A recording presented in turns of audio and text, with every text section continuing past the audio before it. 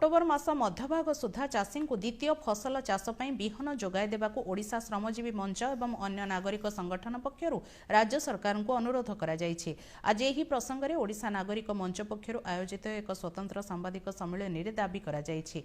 अण जलसेचित एवं वर्षा उपरे निर्भर करुवा राज्यर 16.3 लाख चाषी को ठीक समय रे धान बिहन जोगाई दिया नगले रबी ऋतु से उपकृत हो पारे नाही बोली कहिसंती।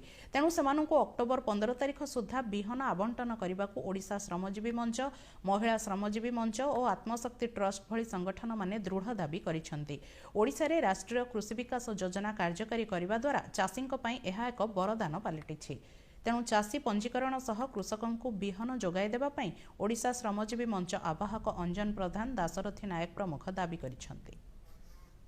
धान चाष पर ही निर्भर करती एवं धान चाष रे ही सेमाने ताकर जीविका निर्वाह करती, परिवार चलाती। एवं ओडिशा रे जदि हम देखिबा प्राय 16 लाख हेक्टर, जोटा कि हम कहूचे प्राय 40 लाख एकर जमी, जो जमी रे धान चाष होउची एवं सेटा वर्षा जल ऊपर ही धान चाष होउची।